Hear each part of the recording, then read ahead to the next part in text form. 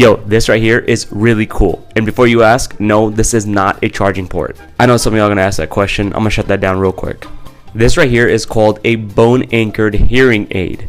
It's a type of implantable hearing device that can be used for certain types of hearing loss. You see, in this device, there is a little tiny titanium implant that is placed behind the ear, right here.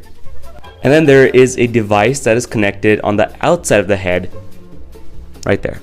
And essentially, this is how it works. Your sound waves are going to be picked up by this implant right here, the outside portion. It's going to cause the inside portion that is implanted to vibrate, and then your bone, your skull bones, are going to feel those vibrations, and those vibrations will go into the inner ear. And the nerves in the inner ear will pick up that bone conduction. And that's how it works.